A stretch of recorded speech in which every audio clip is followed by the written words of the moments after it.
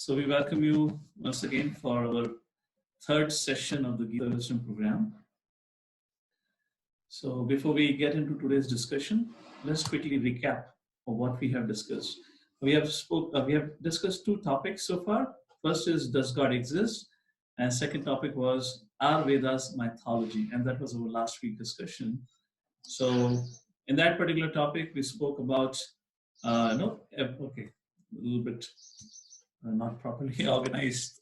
Yeah, so very initial thing, we began our topic, the topic of our Vedas mythology. The first point we discussed in the topic was the search for happiness. We said that there are almost 7 billion plus population on this world, and everyone is looking for happiness, regardless of what caste, religion, and color they may be. But everyone have one thing common for sure, that everyone is looking for happiness. However, when we further investigated the subject, we realized this is not only limited to humans, even animals are looking for happiness. So then we came to the second point. What are the commonalities between humans and animals? And we saw 4 commonalities. Ahar, Nidra, Bhai, Maithunam, जिसको हमने English में seed acronym दिया था. So if there are commonalities, these 4 commonalities between humans and animals. Are humans by any means different than animals? Yes, they are. And the prerogative of humans is to follow the 4 things: A, B, C, D. A refers to ability to inquire. B refers to seeking higher bliss. C refers to making choices, unlike animals. Animals don't have the right, they just go with the instinct. And D for determination, to follow the first 3. Then we talked about seeking higher bliss. So we spoke about that there are 4 levels of bliss. The acronym for it was BEIS, or the acronym is for those 4 things. B refers to happiness at a bodily level. E refers to emotional happiness or emotional bliss. I, intellectual. So B, greater than that is emotional bliss. Greater than that is intellectual happiness or bliss. And the highest is spiritual happiness or bliss. And as we said, that's the goal of Bhagavad Gita, that's the goal of Vedic scriptures, to give us access to the spiritual happiness, which keeps on increasing and is eternal and ever fresh. So this was the discussion we had done. After talking about 4 levels of happiness for which we have an access, we spoke about the importance of inquiry. And what should a human being should inquire about? A human being can inquire, who am I? Where did I came? What happens after death? And why am I suffering? Everyone has some other kinds of problems that they faces. So we spoke about real problems that, again, scriptures, let's focus on Bhagavad Gita, talks about. There are 7 real problems which are common to all, nobody wants it and nobody can avoid it. And those 7 real problems were birth, death, old age, and disease, and plus 3 kleshas: Adhyatmika, Adhibhautika, and Adhidaivika. These 3 kleshas. So if there are problems in our life, then there has to be some way to find a solution for it. How do we resolve these problems in our life? So when it comes to problem solving, there are 2 ways: science and spirituality. So we talked about science versus spirituality. Rather, science and spirituality, what are the commonalities in those? So we defined science, we defined spirituality, and then we saw 2 commonalities. First, both are based on faith, axiomatic truth, and second, both have the same pattern: theory, experiment, and conclusion, and result like this. So after this question came that, the spirituality actually makes sense. It seems like spirituality has a solution, because science, when we looked into the 7 real problems, can the science give us solution for these real problems? No, science cannot give us any solution. When you're growing old, the only solution given by science is a patch-up solution. If your hairs become white, they give you what they call as the hair lotion. If you got wrinkles on your skin, so skin cream and so forth. So science can only give us patch-up solution. So can spirituality give a solution? Yes, spirituality can give us solutions, permanent solutions. But are they real? In other words, spirituality is mentioned in Vedic scriptures, they're synonymous. So are Vedas real or mythology? Then we had discussed and elaborate about it, that how Indologists tagged it. Today also I'll speak a little bit more about the subject matter. And second prominent reason was, it is difficult to comprehend. If a beginner opens a scripture and he thinks he will understand everything on his own, then it's just not possible.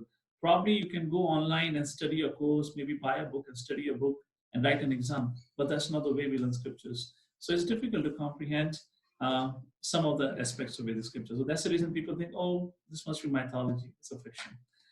However, to counteract it, we spoke about some undefeatable Vedic predictions as well as Vedic truth. So this is all what we had discussed in our previous session, Vedas mythology. So Vedic scripture, let's take example of Bhagavad Gita.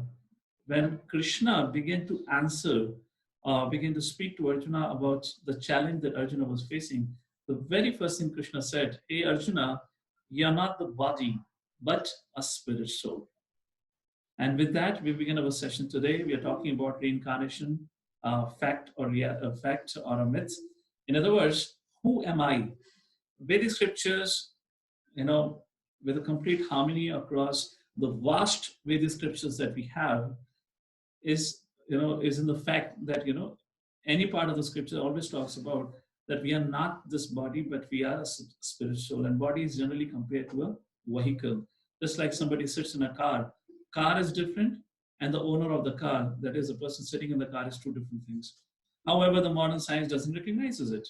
All of you would study, we are nothing but this body in your school and your college. So, in today's session that we're going to talk about, before we begin, let's first of all ask this question. Are we really a soul or a body? And if Vedic scripture says that we are a spirit soul, that's what Bhagavad Gita teaches, the very first thing Krishna told to Arjuna. Is there any scientific evidence? If you give us scientific evidence, then we'll believe. So yes, we'll begin our today's discussion with the scientific evidence, the recorded, documented fact. Let's watch a small video, and then after that, you can reply back on the chat box. Do you believe that there is enough evidence that the soul exists? And now, why we are not discussing about it, why the education system doesn't talk about it, I'll give you that reasoning in a short while after watching this movie, a short video. Please take a look at this video.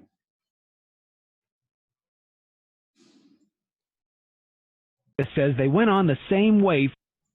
Yeah, just before this video starts, let me give you a little introduction to this, real life case study which is discussed. I have a little bit cut the initial part of it because to save time. So it's a case study of this young child, a young boy, who belongs to a parents or family where mother is Catholic and father is more like atheist. He doesn't believe. He believes in what science says. And the mother is Catholic, and according to Christian faith or Islam faith, there is no soul. We are what we are. There is one life.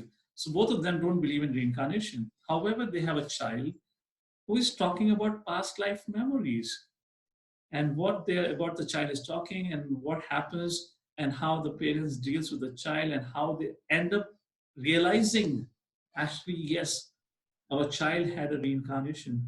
It's a very interesting story. So that's a background. Now please watch it. All of you can reply to me when I play on the video if you're able to hear the sound of the video, because it's important, okay? I'll play the video. If you're able to hear the sound properly, you can reply yes on the chat box. For months, maybe too much TV, but James was just 2, and his parents say only watching Barney and Teletubbies. Teletubbies! Oh, okay, sorry.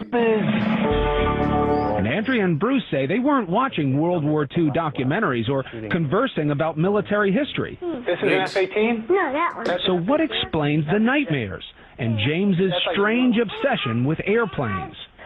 I talked to my mom about it a lot of times. My mom had said maybe he's remembering a past life. What did you say? Politely, baloney. Andrea and Bruce of Lafayette, Louisiana are a highly educated, modern couple. To them, the possibility that their little son James was manifesting signs of a former life was, well, a little out there. Having a past life is not the initial conclusion that you come to. You try and figure out any other way he could have. Did he see anything? Has there been anything on television, anything that we've discussed? But as time went by, Andrea didn't know what to believe. Here's James at age 3, going over a plane as if he's doing a pre-flight check.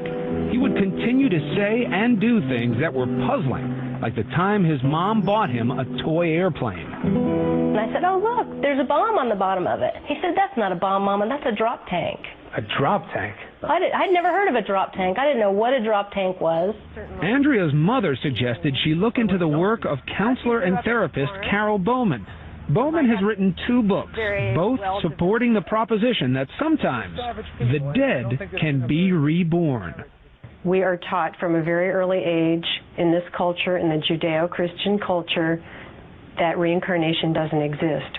Once you observe this in a child, and the evidence is very compelling, you have to open up to another explanation for what is going on. Bruce was deeply skeptical. He said there has to be a logical explanation. I don't believe in past lives. I don't believe in this stuff.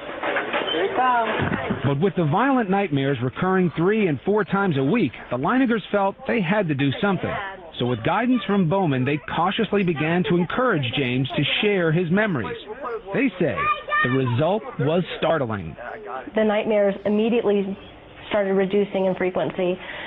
He went down from 3 or 4 times a week to maybe 1 a week, 1 every other week. And at that point was when he started to articulate more about these past life memories.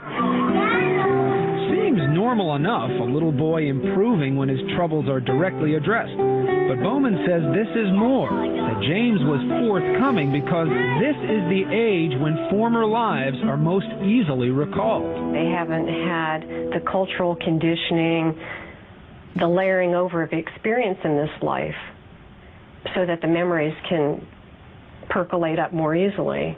These memories tend to fade between the ages of 5 to 7. His parents say between the ages of 2 and 4, James would reveal extraordinary details about the life of a former fighter pilot, mostly at bedtime, when he was drowsy.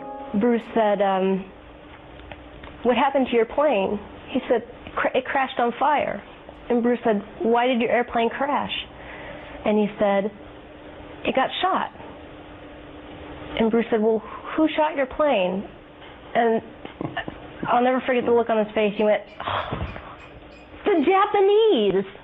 Still, despite these extraordinary stories, Bruce remained dubious. Almost to prove they couldn't be true, he began to piece together the details James was sharing.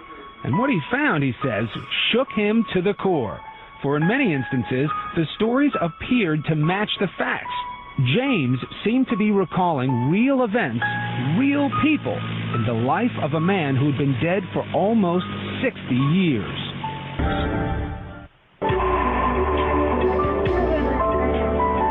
With each passing month, little James Leiniger seemed to be peeling back memories of a past life. Vivid memories that scared and astonished his parents. Bruce had always said, what kind of plane did you fly? And he said, a Corsair. Yeah. He said a Corsair? He said the word Corsair. Mm-hmm. Yeah. Not only did James remember flying a Corsair, he demonstrated knowledge of the plane's peculiarities, like the time he was flipping through a book about planes when he was 4.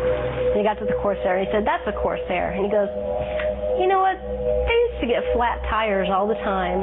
In fact, historians and pilots agree that the plane's tires took a lot of punishment on landing. Of course, this is a fact that could easily be found in books or on TV.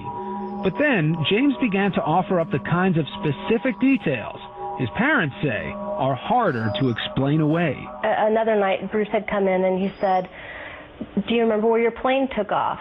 And he said it took off of a boat. Do you remember the name of your boat? Natoma. Do you remember what your name was? And he'd always say, James. Mm-hmm. His name is James. It never really occurred to us. We thought he just wasn't understanding the question. So I said, do you remember any friends or anyone else that you flew with? And he said, Jack Larson. Bruce began doing some research. Almost immediately, he discovered that the Natoma was an actual ship, a small aircraft carrier in the Pacific called the Natoma Bay. And Jack Larson, the Navy buddy little James recalled?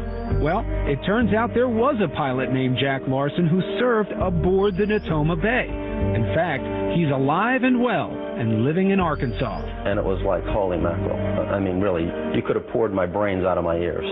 And I just couldn't believe it. And there were more clues.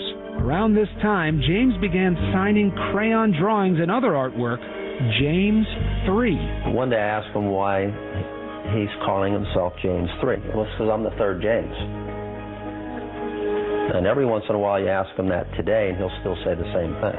And one day, while leafing through a new book about the Battle of Iwo Jima, Bruce turned to an aerial photo of the Pacific Island. James was seated nearby. He pointed to it and he goes, "Daddy, that's where my airplane was shot down." And I said, "What?" And he said, "That's my airplane got shot down there, Daddy." And I just went blank. I couldn't say anything. By then, Bruce had become a man possessed, searching the internet, combing through military records, and interviewing men who served aboard the Natoma Bay. Finally, a breakthrough. He learned that there was just one pilot from the squadron killed at Iwo Jima. That pilot, James M. Houston Jr. Is this why little James was calling himself James 3? It just crystallized in my mind. This has to be who we're talking about. You know, my meter of skepticism was starting to go over toward belief. When little James would describe being shot down, he told of how his plane had sustained a direct hit on the engine. We had an airplane, and I said, "Well, can you show me where it was?" And he pointed right up to the front of the engine. That's what makes this man's story so intriguing. His name is Ralph Clarber. Clarber was a rear gunner on a TBM Avenger that flew off the Natoma Bay. On March 3rd, 1945, he took part in a raid near Iwo Jima.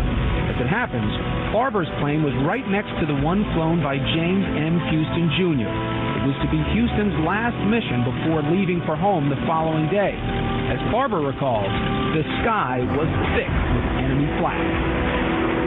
We experienced pretty heavy anti-aircraft fire, but this was the most intense that I experienced at any time. Suddenly, a flash near the nose of Houston's plane. I saw the hit. I would say he was hit head on, right on the middle of the engine. Just as little James had described it. So what do you believe now about your son James? I believe that he had a past life.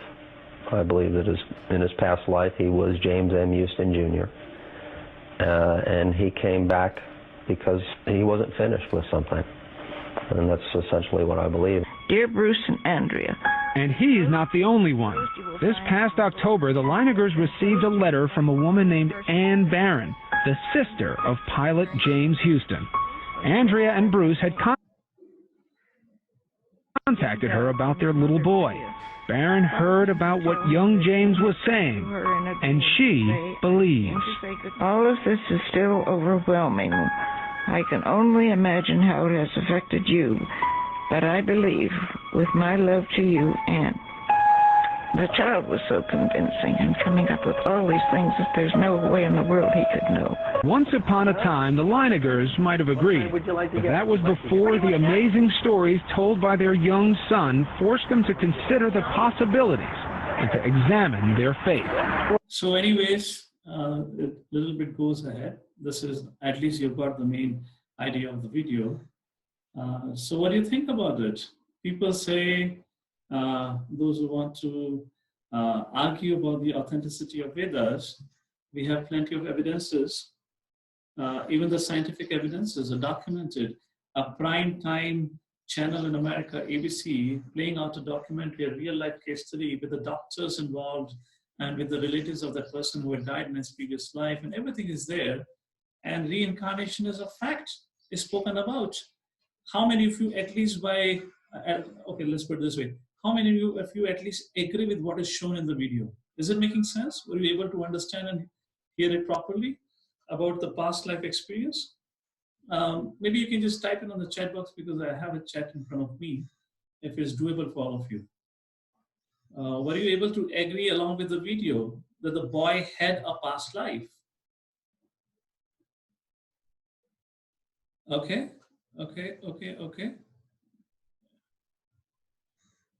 Yeah, Manishi says, I have also seen such scenario in real life. Yes, I have met many people. Okay, so thank you. All of you agree with that. So let's proceed ahead with our discussion now. Despite of having so many evidences. Now, this is just one evidence. I'm going to show you many more evidences as the discussion builds up today and tomorrow on the subject. Why still this subject has been not taught? If past life is there, if we are not the body but a spirit, past life means must be a spirit only, right? That is what has continued. And Bhagavad Gita and scriptures clearly talks about the whole science of the soul and so forth. Why this has not been discussed about it? Because Vedas talk about it, that's the reason. So in other words, if the modern day philosopher or the religions or the scientists have to agree that yes, soul exists, then they would have to agree with Vedas exist. Vedas are true because this knowledge is given in the Vedas. So what is the problem in accepting Vedas as scientific? Let's take a look a little bit. I'm going to go and take you a little bit in a history. I hope you don't mind listening to history, but it's an interesting history. I promise you, I'm not going to bore you like with the history subjects that we studied about Akbar, Aurangzeb, and so forth. So, first thing, very first point, the two prominent religions, both stemming from Abrahamic faith, that is Islam and Christianity, their religion, their faith is based on an idea that a man has a single life, one life. There is no concept of resurrection, and there is no concept, only Jesus could resurrect, no one else, and plus there is no soul. So if a person in their faith accept in their, the concept of God, then he goes to heaven, or else a person is damned to hell forever. Now, in other words, the science of Vedas, it goes against all the accepted religions, the prominent religion, and these are the two most prominent religions all over the world. There are countries which are just, either of the religion like that. Now, how this Christianity and Islam not believing in Vedic scriptures and not believing in the concept of soul relates with Vedic scriptures, relates with Vedic scripture being termed as mythology. That's a question I'm raising. If their faith, religion does not believe, then what is the relation of that religion with Vedic scriptures being mythology? There is a very strong connection. So that's the question I'm raising here. How it is related to Vedas being termed as mythology if Christianity and Islam doesn't believe? The reason is, if you look at the history of our country, which most of us probably don't know because we haven't read the right history, but some high levels we all know that approximately, let's say 500 to 700 years, the Bharat in the recent time was ruled by Muslims or Islam as a prominent religion. After that, of course, the Marathas came back for somewhere around 50 to 100 years, but they couldn't continue for long. And then came Britishers. And then Britishers ruled for 100, 150 years and so forth. Now, Britishers or the Europeans who were ruling India, they all had Christianity as a prominent religion. And the Muslims or the Islamic invaders who had invaded India and were ruling, they had Islam as a prominent religion. Some of you might have heard the word of crusaders. Not now, but earlier in those days when our countries were ruled by this religion, they used to send their army to another nations as a crusaders to go and charge into another nation and convert everyone, the locals of that country, into their faith. To give you an example, how many of you have heard the name Persia? Anyone of you have heard the name of Persia? Yes, okay. Where does Persia is? Does anyone know where is Persia on the map of the world? Well, that's going to be a little difficult question. Okay, good. Yeah, Iran. It used to be, Iran was earlier called as Persia. So before the invasion of the Muslim rulers or the Arabs in Iran, in Persia, the country was the follower of Zoroastrian faith, which is similar to Vedic culture, where they would worship fire. In Vedic culture, fire is given such an importance. So in less than 25 years, the Parsis were either forced to convert to Islam or they had to flee. And that's the time the Parsis came and settled in India, particularly in Gujarat. And if you go to Gujarat and the borders of Maharashtra close to Gujarat, there are big, big communities of Parsis. So less than 25 years, that whole country became an Islamic nation. And that's what, if you look around in the world map, that is what has happened. And that is what we know of what had happened in India also. I believe you probably have heard this name, Aurangzeb, quote unquote. I don't know what our modern history talks about it, but I believe you might have heard from your parents, from your grandparents. This particular king was really atrocious. He forced conversions and he really caused troubles to non-believers in Islam, destroyed so many temples all over India, destroyed all over Vrindavan and whatnot. Still, yet the Muslim rulers were ruling India for almost 600 plus years, yet they could not convert all the Sanatan Dharmis or the Vedic followers of this country. They could not destroy the culture as much as Britishers did. Now, why they couldn't do so? Because here the Vedic culture is, had a high education, great culture, heritage, everything, and great knowledge of spirituality and so forth. So that's the reason people could not be easily convinced and get converted into the religion with which to Aurangzeb belonged. However, as you know, after mid of 17th century, the Marathas rose to power again, and for close to 100 years, they had actually driven away all the Islamic invaders out of India, out of Afghanistan, up to almost up to the area of Afghanistan. Marathas had come back to the rule. And then somewhere in the middle of 18th century, Britishers entered through the Calcutta, and slowly, I don't want to go into the details of it, but slowly and gradually, and they came over and they started ruling whole of India. So they began to think about how we can make sure that these people become our slave and they remain slave for a long, long time. And they thought, introspected on it, and they thought even Islam could not convert the people of this country, everyone to Islam. So whatever Muslims we have today, you can understand who were they earlier, and they're the converted people nonetheless. So they began to think about what do we do about them, So then they thought the power and might will not work.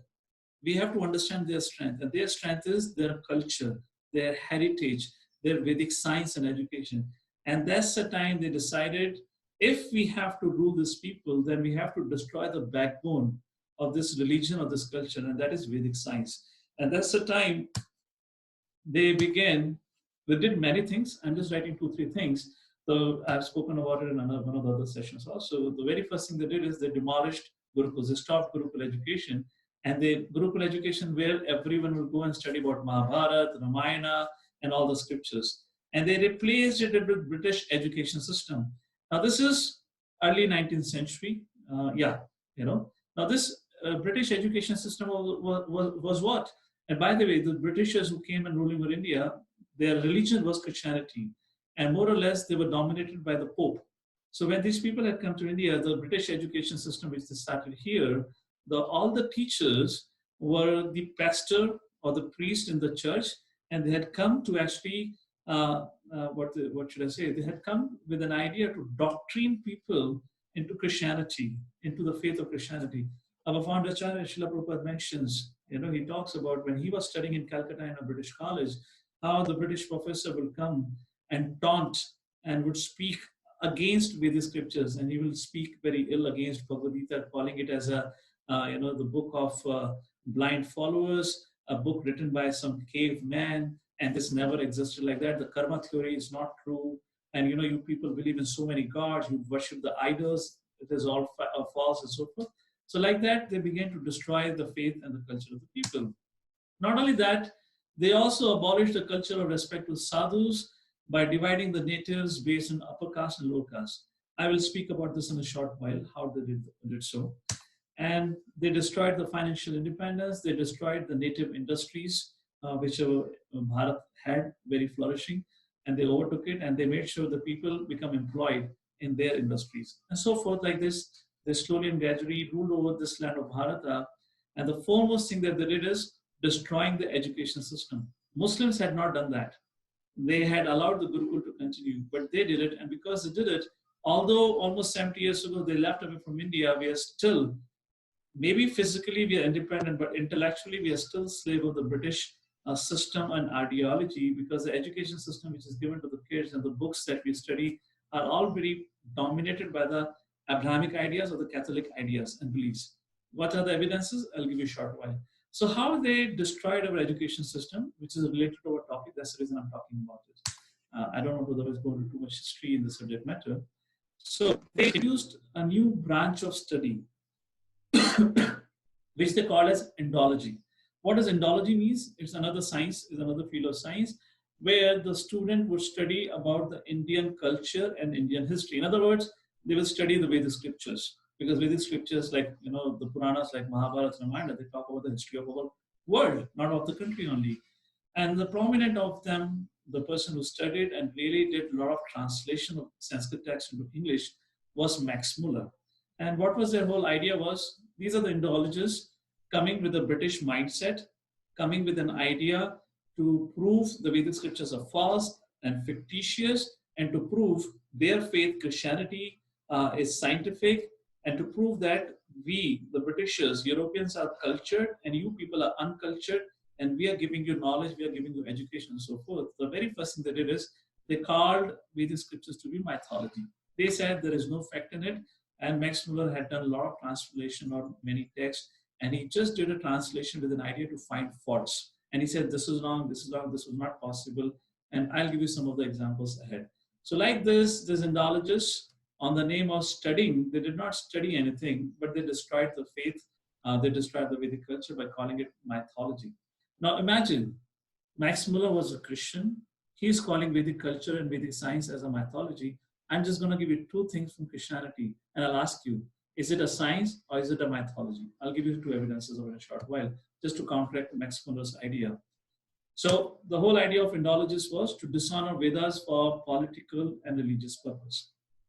And in that, they did many things. I'm going to quote one prominent theory, what they coined in those days, and which has caused such a severe damage among the intellectuals of our today's generation, up to today's generation, is what they introduced, a theory called as Aryan invasion theory. I'm not going to speak in detail to all of you here. I'm just introducing you. I'll be speaking in details about the subject matter when I begin discussions on Mahabharata from Monday onwards. There I'm going to have dedicated 2-3 sessions about the history of our country, as well as how the Vedic culture was destroyed and how we came to call Vedas as mythology. So what is this Aryan invasion theory? In a very short and concise way, they said more than 3,500 years ago, which means around 1500 BC, 3,500 or 4,000 years ago, the Europeans came across the Himalayas and came and got settled in North India. You see the map here? So the Aryans were not the natives of India. You know, in Bhagavad Gita, Krishna said, Arjuna, you are an Aryan. Krishna says, Arjuna, you are an Aryan. So this is a race of Aryans, which means who are spiritually very advanced, they believe in God, and they're highly cultured. So what the Britishers introduced, that actually Aryans did not belong to this land. Aryans were Europeans, and they had migrated from Europe around 4,000 years ago to India. And when they migrated to India, that's the time these people, when they came and settled down in the northern part of India, and then they created three more ideas. The first idea they created, that India, the natives of India are darker skinned.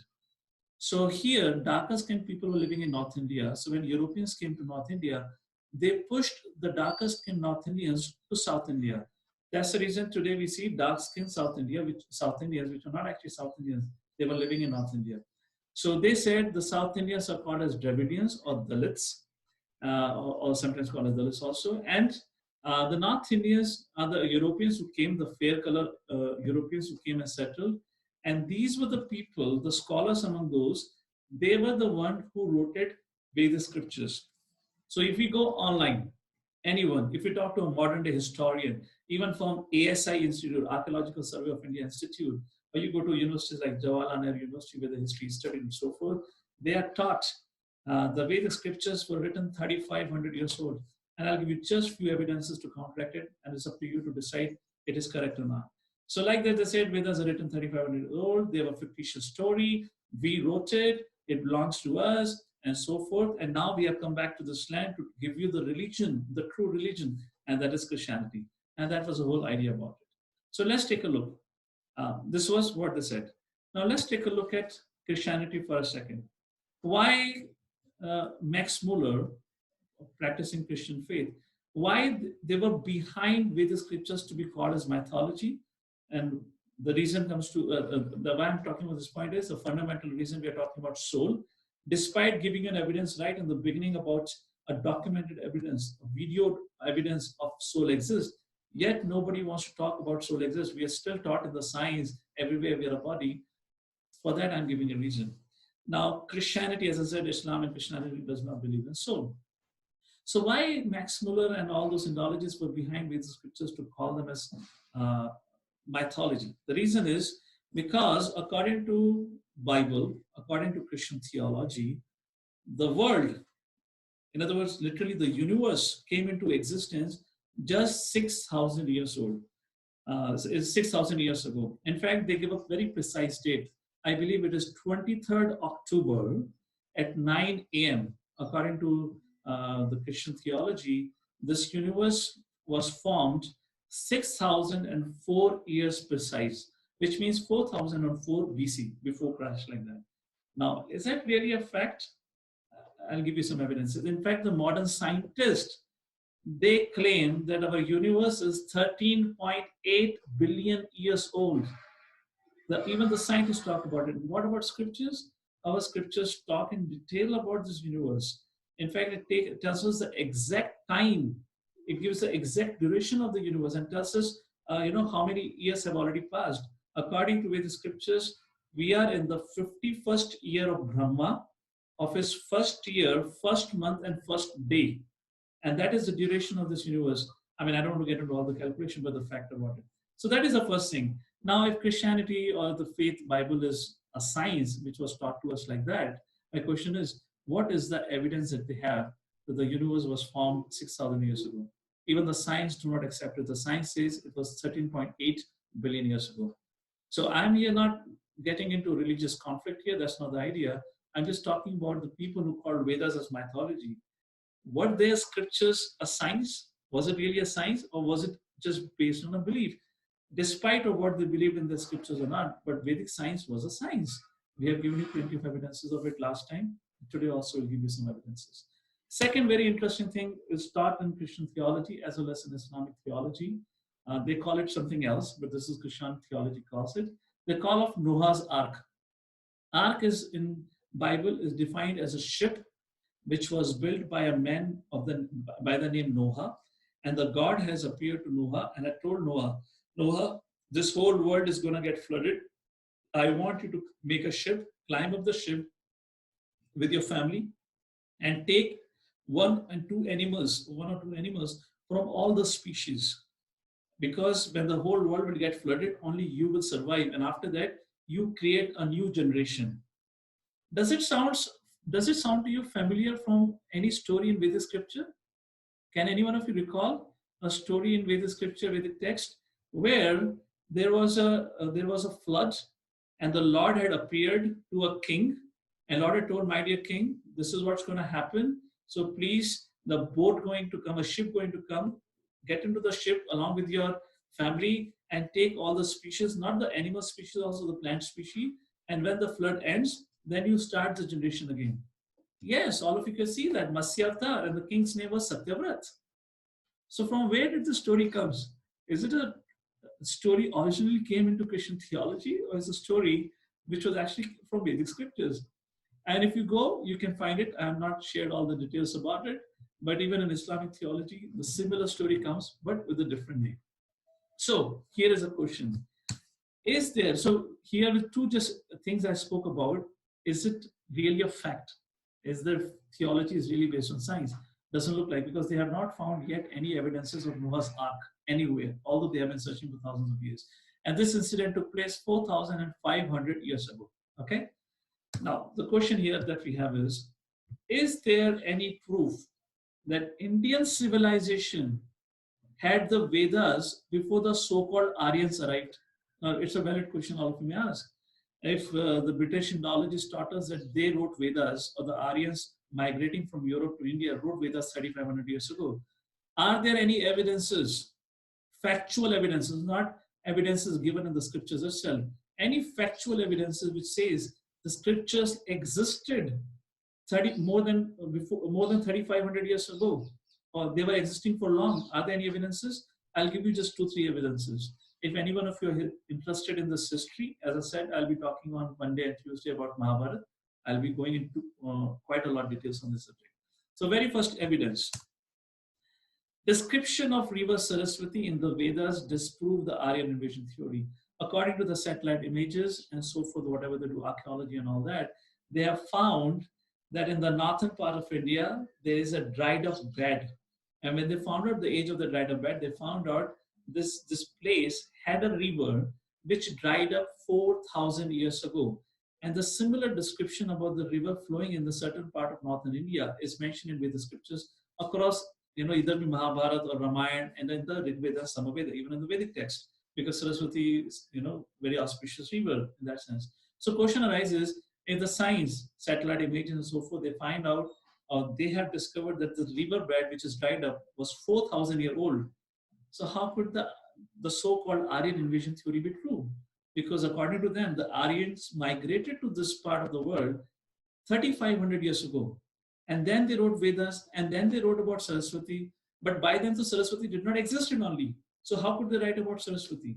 So first evidence. Let's go to the second evidence. Anthropological findings in the Indus Valley civilization disprove the Aryan invasion theory. The basis of Aryan invasion theory is the Europeans are of higher race, belonging to Christianity and whatnot. And their idea of Christianity is the world was founded, or the world was created, or the universe was created 6,000 years ago. However, even just the anthropological survey or the result of Indus Valley civilization, which was again called by the modern day archaeologists and whatnot, they give evidences of this civilization existing for thousands of years. If you're curious to learn about more about this subject matter, I encourage you to go on Google and find out what are the dates given for how long this civilization has existed. And not only this, all of you have heard about submerged Dwarka. Mahabharata clearly talks about when Krishna had left away for a long, long time, the whole Dwarka. When Krishna disappeared, when Krishna went back, within 7 days of that incident, the whole of Dwarka was submerged in ocean water. And maybe a decade or so before, the scientists actually, when they went underneath the sea, they found a whole submerged city, and they discovered Dwarka. And when they looked into the age of it, it was close to 4,500 to 5,000 year old city, which they could find out. Again, it matches the description of Vedic scriptures. So now it is up to you to think, are Vedas mythology, or else they were taught to us as mythology by the Britishers so that we doubt our own culture, we doubt our own education system, so that we can lose our identity, so that we can intellectually or physically try to imitate Western civilization and try to imitate them and try to become like them. That's the reason, even in today's society, although we are educated, so-called educated, but we don't accept anything until unless it is stamped by Western civilization. The yoga in India was not made popular by the yoga gurus of India. The yoga in India was made popular by the Britishers and Americans when they came to Rishikesh and other places in India, learned yoga from the yoga gurus of India or the saints of India or Bharat. They went back to America and they popularized the yoga in the Western side. And then the Indians went to America or Britain or whatnot. And then they started following the culture of yoga. And that's how yoga has become popular. For that reason, either be Ayurveda and so forth. So unless our mindset has become so blocked, unless the Western civilization accept it, unless they follow it, we will not follow it. So that's the reason I was saying all the Britishers left this country 70 years ago, but we are still slave, intellectual slave. Despite having such a beautiful, incredible culture, incredible education and text, people in this country still doubt and they say it is all mythology. So the last point on this particular subject, we'll change gear and come back to the subject of reincarnation again. So what was the result of this Aryan invasion theory on the origin of Vedas and Vedic culture? What happened when people actually learned about Aryan invasion theory and they were taught? How did they, what was the result of it? The result of this whole education which is given to all of us is, the first result is people of this country, this great land of Bharata, they don't believe in Ramayana and Mahabharata. Today, even the scholars who study in Banaras University and so forth, they are forced to say, although they are studying Sanskrit, they're studying Vedic texts, they're forced to write as mythological text. Ramayana, the mythology. You can go and read any of their papers, they say mythology. Ganga, mythologies. Bhagavad Gita, mythology. Mahabharata, mythology. So they made us believe that none of Mahabharata, none of Ramayana, none of the Vedic history is actual history. It's a fictitious story written by some people. First thing. Second thing, what they did with Aryan invasion theory, they divided our country or this land of Bharat in an upper caste and lower caste. Because they said those who wrote Vedic scriptures were Brahmanas, They were original Aryans migrating from Europe. And the Dravidians, the South Indian, the natives of this land, they called it as Dalit. And Britishers were the one who sowed the seed of divide between the people of India in the form of Brahmana and Dalit. Although they have left, yet the conflict of Brahmins and Dalits continues. All credit to the British Indologists. And the last saying, because of all this saying, nobody believes in God. People have lost faith. People don't think Krishna or Rama is God. Yet the beauty of Vedic culture and scripture is, yet so much of indoctrination or so much of propaganda, yet so many people still go to temples, still worship the Lord. Even the Western people are taking to the Vedic education, Vedic culture, chanting the holy names of the Lord. That is the power, that's the purity, and that's the fact that Vedas exist and Vedas are not a mythology. So with that as a little background to the subject, why we consider Vedas as mythology, Bhagavad Gita talks about it, that we are not the body but spirit, soul. They have given you an evidence, yet we don't want to agree on it. So here, further ahead in the session, we'll give you a logical presentation now on the subject that how we are not the body but a spirit, soul. And we'll take a look at it. So this would be an agenda for today. Let's see how much we can cover in given time. So let's begin our discussion with what Bhagavad Gita says. Very beautiful thing Bhagavad Gita says is, hey Arjuna, you are not just this dead body, you are eternal, you never die. And here in this verse, 2nd chapter or 22nd verse, Krishna very beautifully by the analogy is describing what is death. And these are very important verses we'll recite. If it's possible for you, you can recite behind. Vasam Sichirnani Yatha Vihaya Navani Granati Naroparani Tatha Sharirani Vihaya Jirnani Anyani Samyati Navani Dehi. Lord Shri Krishna is giving an example to Arjuna to explain him what is death. And Krishna says, hey Arjuna, जैसे एक व्यक्ति के कपड़े जब पुराने हो जाते हैं, when his clothes becomes old, he throws the clothes. He gives up the old ones and he buys a new piece of cloth. Similarly, Krishna says, just like when the body grows old and is of no use, then the living entity is forced to give up that old body and is given a new body. That is called death and that is called as birth. In this very simple example, Krishna talks about reincarnation, talks about the eternity of the Atma, the soul, that we are different than the dress that we are wearing. This is a dress vehicle, but there is a living spark, and further logical evidences will continue ahead. So let's take a look at another video on this subject. Delhi, India, 1930.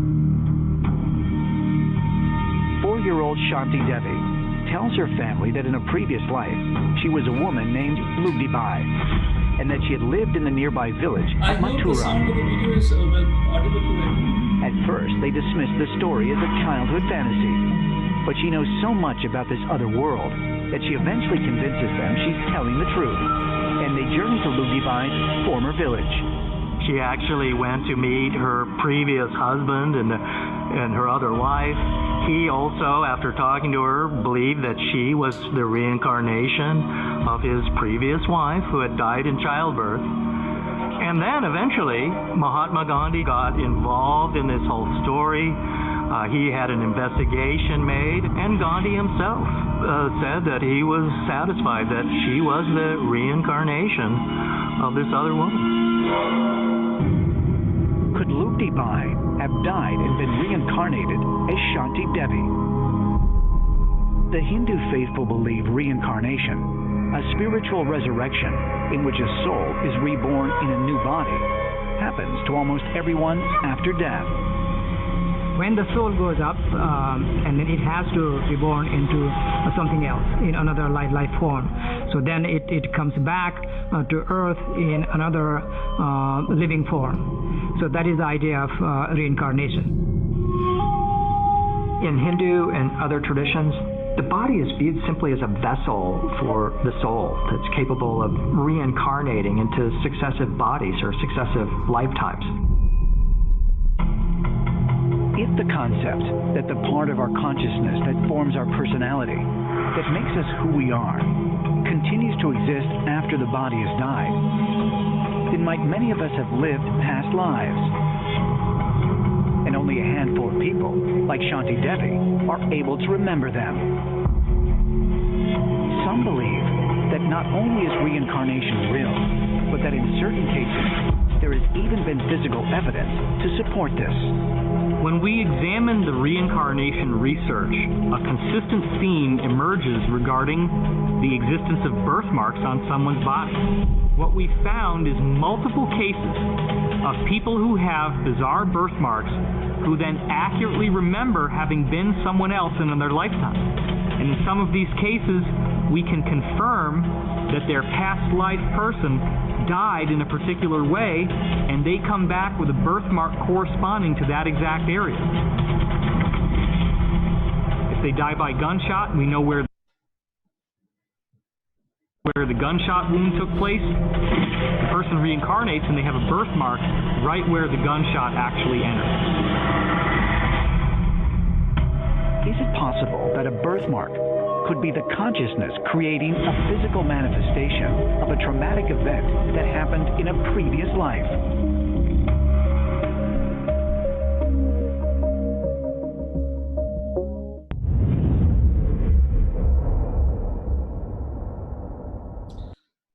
So, I hope you like the video. We're raising a very important question. So before we go ahead, here is a question, and whatever the video has spoken about, I'm going to give you a detailed explanation of it in a short while, maybe today or tomorrow. We'll see how much time we have remaining for today. So here's my first question to all of you. If the science that is given in Vedic scriptures, let's say Bhagavad Gita, talks about we are not the body but spirit soul, and there are so many evidences already there. If this is what is considered and taught as a fact, my question is, what will happen to the religions, particularly the Abrahamic religions, let's say Christianity and Islam, where it is believed that soul does not exist? What will happen to their existence? What do you think? I would like to see if you have some comments to type in. What do you think would happen? It will shatter the faith of all the believers on this in the theology, because the basis of their theology is that this is one lifetime, and if you accept so and so God, you go back, or else you're doomed forever.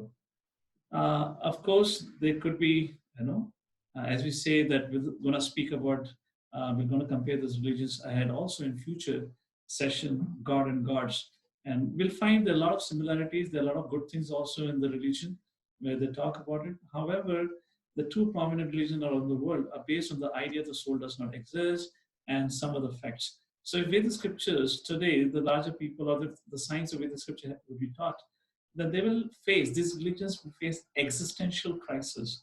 And as somebody writes a pretty interesting comment, all businesses will close. So I guess Manish had put it in single line, the correct thing. Okay, but Prabhuji, they also talk about spirit, hell, and heaven. My dear Paras Kumar, valid question, but I would like you to little bit investigate more what they speak about it, and then come back to me tomorrow. You'll find that they only talk about one life. There is no second life into it. So whatever their idea of a spirit is pertaining to just one life. And the hell and heaven concept, this is all as a part of a subset of Vedic scriptures. Just, you have heard of Oxford Dictionary? The Oxford Dictionary is the mother of all dictionaries. And then you've heard of Pocket Dictionary, which is part of Oxford Dictionary, but not as exhaustive. Similarly, the modern day religions, they have taken a part of teachings from the Vedic scriptures, just like the Noah's Ark. All of you agree the Noah's Ark story is given in Vedic scriptures, the Matsya Avatar and King Satyavrata. So like that, they have taken different concepts and they have presented to whatever reasons. And why Jesus could not speak everything, or why Prophet Muhammad could not speak in details, that we'll talk in the future session, God and Gods. Like that, we'll give you again more analysis of it. So here is another question. So Vedic scriptures are not specific to Hindu culture. Ashwini, I would request you to go back again online, find any text from any Vedic scripture. Vedic scriptures had more than 1,000 crore verses. Unfortunately, because of the fallen rule of more than 800 or 1,000 years, they destroyed most of the Vedic scriptures. We only have 7% of Vedic scriptures remaining. Even in that Vedic scripture, even in the most prominent book, Mahabharata or Bhagavad Gita, if you can find anywhere word Hindu, or the people of this country, or the people of this land, or the people of the world were ever referred by the word Hindu, then I'll come back to your question. We were always referred by, just like Arjuna was referred as descendant of Bharata. So this nation was called by Bharat. As you all probably would be aware, India was the name given by the Britishers, but it was known as Bharat. And the descendants of Bharat were called as descendants of Bharat, belonging to the great king Bharat. Again, I'll talk about this Bharat. Who was this Bharat? It's related to Mahabharata, and Mahabharata sessions beginning for Monday. Let's continue. If I ask you a question, so please, this is a very important subject.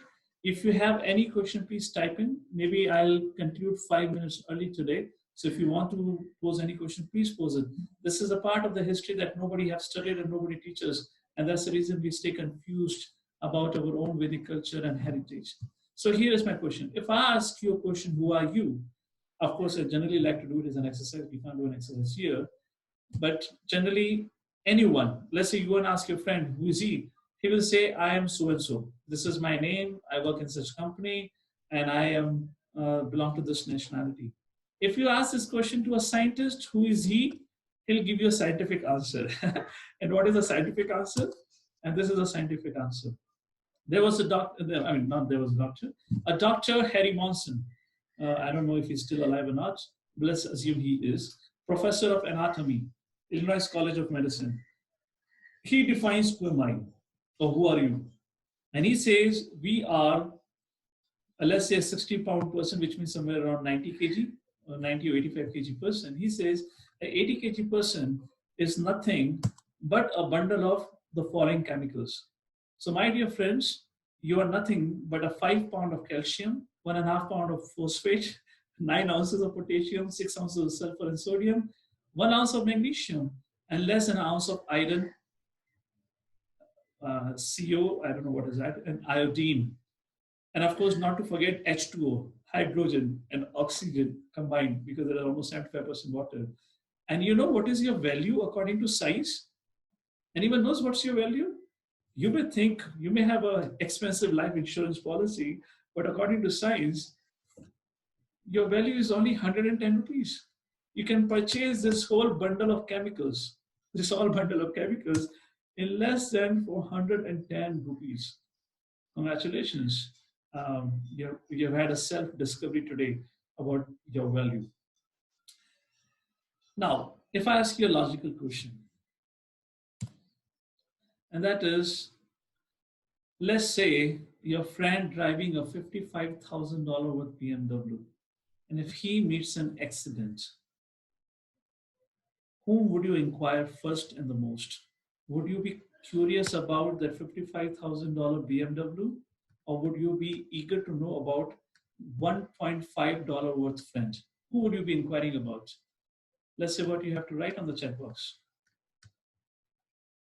Yeah, we'll come back to that, Manish. Let's stay focused on the question here first. Who are you going to ask about? How many of you think you're going to ask for BMW because BMW is more expensive? Come on, $55,000 worth property, $1.5 friend, who cares? Well, you're kind of going against all logic. Are you not worried about the expense here? And this is what the basic logical presentation. So science can teach us anything and what not, do whatever propaganda. The fact is, all of us going to ask about friend. So here my question to all of you. If the value of your friend, according to science, is only $1.5, what makes your friend so precious that you're bothered about the friend more than the BMW, which is $55,000 worth? What makes your friend, or what makes you so precious as compared to a $55,000 BMW? What's your thought? It's a difficult question. You can say, I don't know, whatever, if you don't have an answer, so because I can't take your direct input. So I'm looking at your chat box here, what you're responding. A relationship with him, companionship, he has life, soul. Okay. Do you see how much variegated is an answer? Somebody says life, somebody says soul, somebody says relationship. because you cannot get a friend back at any cost. Okay, okay. Yes, consciousness. So you're close by, but what's an exact answer? We'll give you. So what does scripture says? Why $1.5 worth friend is more precious? Why you all chose your friend? Scripture says as follows: who this $1.5 worth friend is. Very important verses. If possible, do learn it. This is from Bhagavad Gita.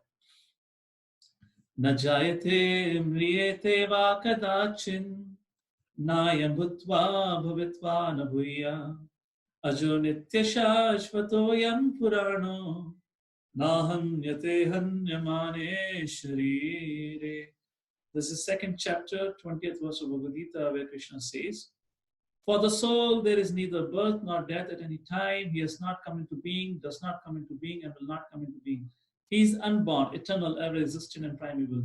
He is not slain when the body is slain. In essence, Krishna says, soul is eternal, soul never takes birth, soul never dies. It is a body that comes or that comes into existence at a certain given point of time, which you call as a birth year, and then the body ceases to exist in some future period of time, which is called as a death year and death date. And that is what Krishna says, but soul is eternal.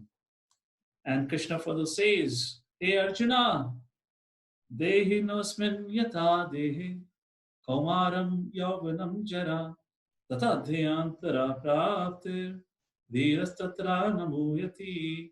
ये दूसरे अध्याय का 13वां श्लोक है, where Krishna says, just as the soul continuously passes in this body from a boyhood to youth to old age, the soul similarly passes into another body at death.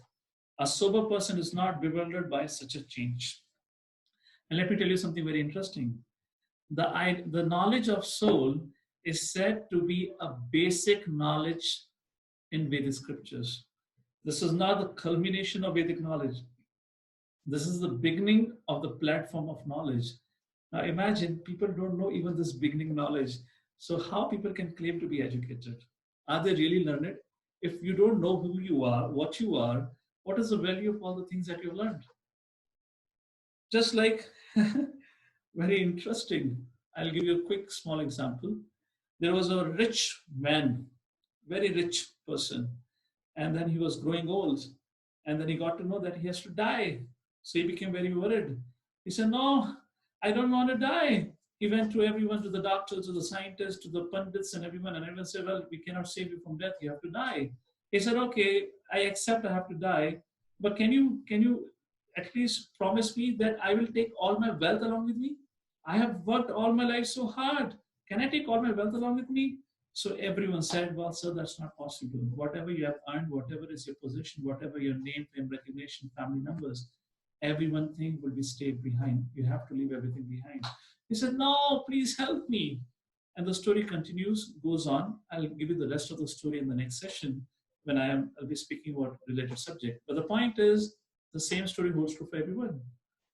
Whatever education, whatever things we acquire in this world, if you don't have an understanding about life and death, at the end of death, when we die, we will leave everything behind. Is of no value in the next life. So, and not only this, according to biologists, every 7 years, we have a new set of molecules in our body. In other words, our whole body is renewed because all the cells die and the new cells are formed every 7th year. So we are going through a continuous phases of reincarnation within this life also. So let's take a little comparison. I'll just give one or two more analogies and then we'll pause. So who am I? And this is a beautiful comparison given in scriptures and which has been brought out here. The scripture says you are a vehicle. The body, not you are a vehicle, the body is a vehicle, and within the vehicle, the passenger or the driver is sitting, which is the soul. Getting the idea? So let's say you have a car and you go and sit in the car. So you are not a car. You are the owner of the car. You can drive the car wherever you want to. Similarly, scripture compare, the body is like a vehicle. And the passenger sitting within that vehicle is a soul. Soul is different than the vehicle. To give you a simple example, sometimes when people sit inside the car, they identify with the car so much that, let's say you go to a petrol pump and you have to get your petrol filled in your car. Sometimes people say, "Arey, mera petrol khatam ho gaya hai. Mera petrol bhar do." Have you heard like this? Or they go to a mechanic and they say, "Engine gaadi kharab ho gaya hai," and they say, "Mera engine kharab ho gaya hai. Mera engine theek kar do." Probably you've heard of this kind of statement. So we have a by default inherent fault of identifying with things that belong to us. Hey, mera mobile hai, this is mine. And if there's a little scratch on it, it feels like there's a scratch on my body. So we have this inherent flaw where we identify with the object and we think it is I. And that's the whole thing is happening here. We're thinking we are the body. And there's a comparison done, which is fairly simple. In a body, you have a mouth to speak. In a car, there is a horn to sound. In a body, there is eyes to see. In a car, there is a headlights to see. In a body, there is a heart to pump blood. In a car, there is a radiator to supply water. Hands and legs to move, and there are 4 wheels to move. This is one kind of analogy given. Second analogy is given as in scriptures where body is compared to a cage. Let me ask a question to all of you. Let's see what you have to say for that. Imagine, oops, what happened? Okay, nothing happened. Imagine, let's say you have a golden cage, सोने का पिंजरा, और उसके अंदर एक बहुत खूबसूरत parrot आपने उठा के रखा हुआ है. But day after day, week after week, you do not feed anything to the parrot. You do not feed any grain. You do not feed her any water. You just come and brush off the cage and you clean up the cage and go away. So what do you think going to happen to the parrot after, let's say, 20 days or 30 days? Okay, thank God your responses are coming now. Last time when I asked this question, we lost the Zoom hang. I was wondering maybe Zoom doesn't like this kind of a question. Okay, good. Yeah, so the parrot will die.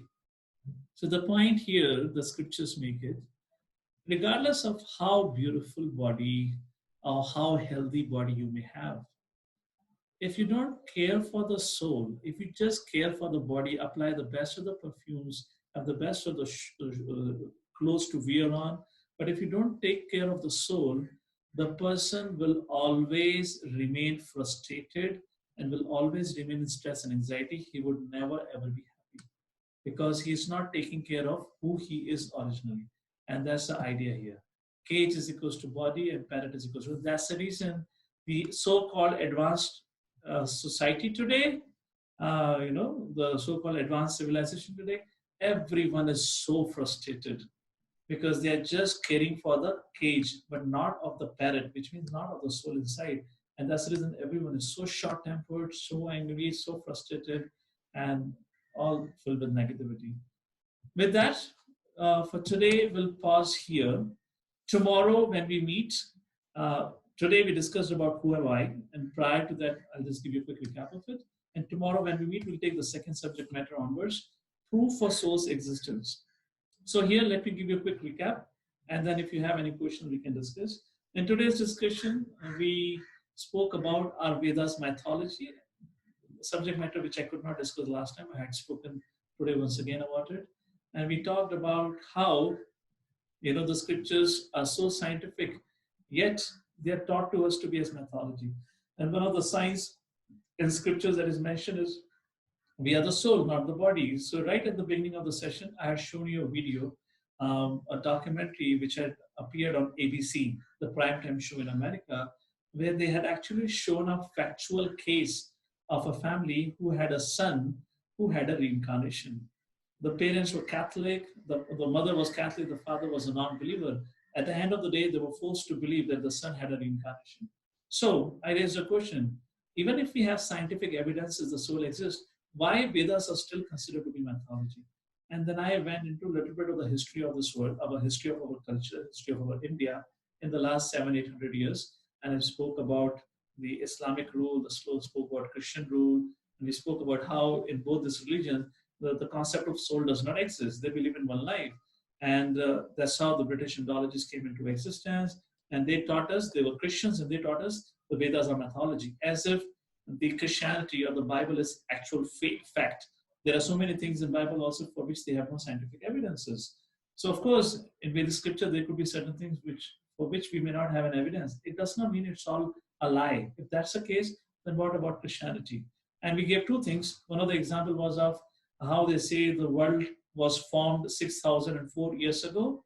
However, the modern science says the universe is at least 13.8 billion years old, and so does the scripture says. Second thing, we spoke about Noah's Ark. We talked about Noah's Ark, and the story is very, I would say, awkward pull off from the story from the scriptures about King Satyravat and Masya Avatara, like that. And then we said why they termed our scriptures as mythology and how they did it. They introduced the concept of Aryan invasion theory. We spoke a little bit about Aryan invasion theory and how we can contradict it. There are so many evidences.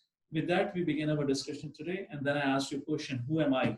Are we the body or the soul? And then we quoted Bhagavad Gita.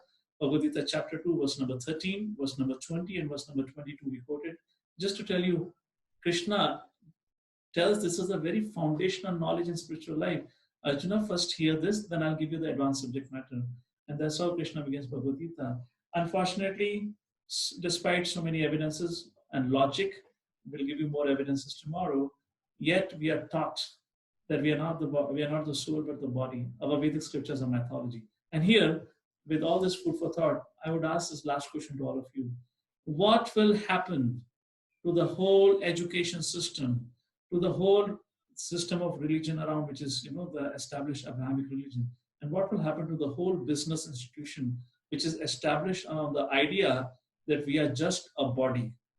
If everyone, you, your kids, and everyone in the school is taught about that we are a spirit soul, not the body, and we should take care of the spirit, just like we should take care of a parrot in a cage, what will happen to the established religions? What will happen to the scientific community? And what will happen to the established business, which flourishes on the idea that we are the body and we should take care of the body? Wear expensive clothes, wear expensive garments, jewelry, use so much, cosmetics and whatnot, because you're a body and you're supposed to enjoy life. What will happen to all of them if the science of soul is taught?